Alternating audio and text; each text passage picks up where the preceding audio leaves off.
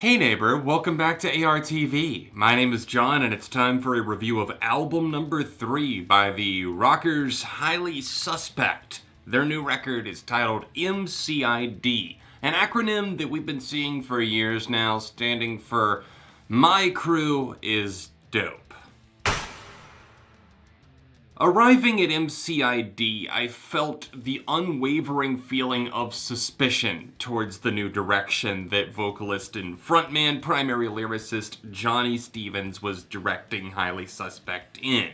I got into their music shortly after the release of The Boy Who Died Wolf, which I will stand by as being a really good album. I don't think it's as great as their debut, Mr. Asylum, that just really broke down the walls with some bluesy hard rock, an unwavering vocal talent from Stevens. He has an unmistakable voice that you can't get enough of. It's kind of addicting. And to see that talent that was coming up, they were getting Grammy nominations and seemingly really taking off, what could get in the way other than the band themselves? At this point, it seems to be that Johnny Stevens wants to lead Highly Suspect in a more ambitious and open direction, which to an extent can be totally fine. I respect their right to do so.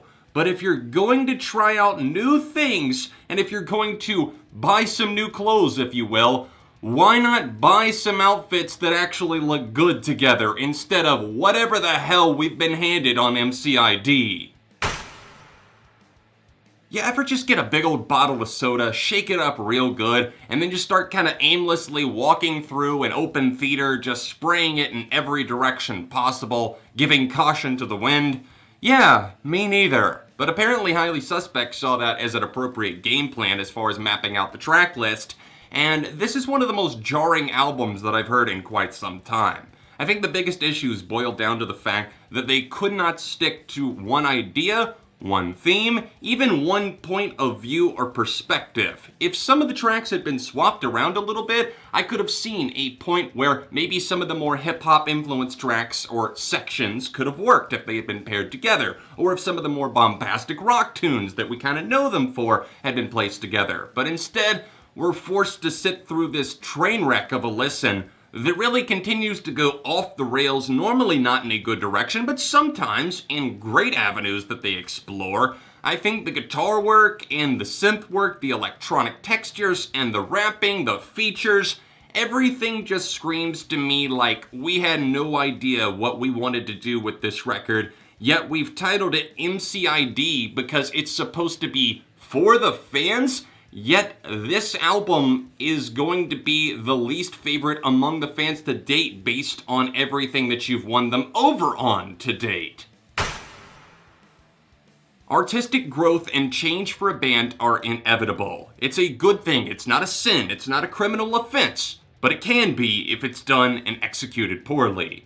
I think Mcid is a lesson in just what not to do when it comes to trying out new things, because some of these tracks occasionally do get onto good ideas. And surprisingly enough, Tokyo Ghoul featuring Johnny Stevenson's cringy alter ego Terrible Johnny rapping on the track is not one of the worst songs here, minus the rapped sections. Even Young Thug kind of fits in with the track oddly enough, and by no means am I a Thugger fan, but the vibe works, the singing on the track works. But the biggest thing that gets this album very complicated and messy is the fact and the notion that these songs don't have the correct inertia or posture, if you will, to prop themselves up for an entire runtime of a song. There's political commentary, there's relationship whiplash, there is introspection, and dealing with self-hatred when it comes to Johnny Stevens. And I do not at all doubt that this is the most personal he's ever gotten, because he absolutely bears his soul on some of these tracks, like the opening cut, Fly, for example, talking about dealing with self-hatred and suicidal tendencies. It's not an easy topic to wrestle with, but the way that the music kinda half-heartedly backs up these ideas and never really nails down the correct way or the mood that these songs probably should be setting, there's such a lingering feeling of disappointment and also unused talent when it comes to the members of this band, because nobody is on top of their game here, despite there being excellent tracks like Upperdrugs and even 16, a song that didn't use any guitars and I didn't even notice the first couple of listens. The choral chants and the overall pacing of that track with the extremely open, hard-on-the-sleeve style of writing when it comes to Johnny Stevens and his personal life, a relationship, a child that wasn't even his. It's vulnerable, it's well done, it's powerful stuff.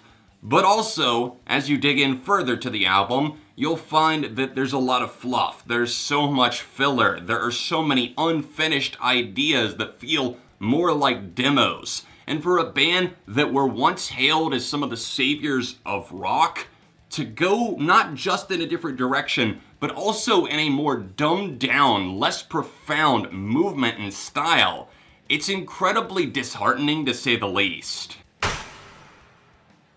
I really don't want to spend too much time here, but let's go ahead and dive into the tracklist breakdown, starting with Canals, one of the better songs on the album. This is definitely the hard rock blazer carrying the torch for that sound that so many people are going to crave from them.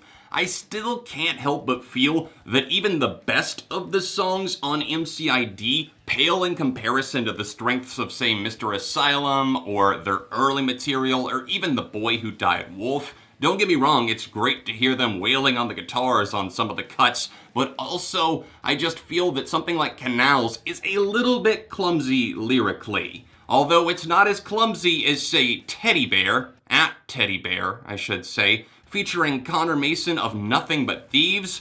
What a letdown right there. That just felt like a stab to the heart as I had to listen through their whining about, oh, I saw this girl's story, and I just wish I could be your teddy bear, and people are raving about their voices together, but look past the voices. What the fuck is there on this song other than two really talented people completely throwing themselves off and underrating what they could actually do? I think it's great that they rounded up Gojira to feature on SOS, but I also don't feel that the way they lined it up makes any sense at all. And I really dig Gojira's music, but also it does not seem to work here. It just feels like, hey, you were my old friend, you know, we used to live in the same apartment building, come be on this track, and they made it happen. Well, it feels like Gojira meets Queens of the Stone Age, and it doesn't translate well at all. There's not a smooth drop-off or anything. It just goes straight into Johnny Stevens seemingly doing a like clockwork Queens of the Stone Age styled karaoke on this cut. Really quickly, I will praise Arizona. I love the fact that Rich Meyer, the bassist, actually got to sing, and he has a really kind of almost angelic voice. It is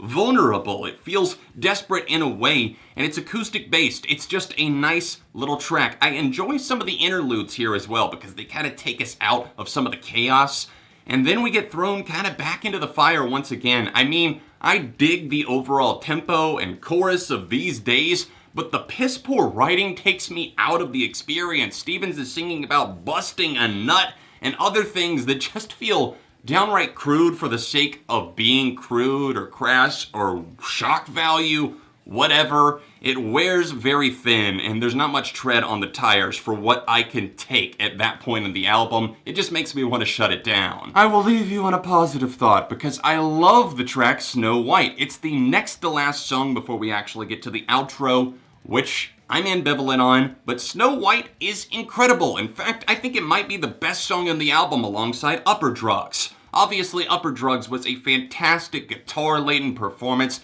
that talked about a lot of deep issues, struggles with addiction, and then Snow White comes in and manages to make some nice allusions and metaphors. I actually felt invested, and I wondered, where was this the rest of the album? Where was that kind of energy, that writing style, that personification? All of it comes through on Snow White. Well, highly suspect, I do hope that you enjoyed your experimentation and your alienation. I know that it was intentional because they wanted to alienate fans, and cool, I guess, if that's your marketing ploy. But also, you know that you could do so much better, so I hope that you realize your strengths again. I hope that you play to those. And as far as this album goes, it's one of the worst that I've heard this year. One of the most disappointing by a landslide by an extremely talented band that I definitely had faith in and could have faith again in the future. For me, I'm giving this a 2 out of 5. I would love to know what you guys think though. Leave it in the comments section down below. It's all just my opinion. And don't forget to drop a like on the review while you're here. Subscribe for the love of music. If you want to see me talk about Highly Suspect again, then you can check out one of my year-end countdown videos for 2016 where I had them on the best list, or you can see another recent rock review right over here. All of my social media accounts, including my Patreon page if you want to help support what I do, can be found in the description down below, and I'll see you soon for more right here on ARTV.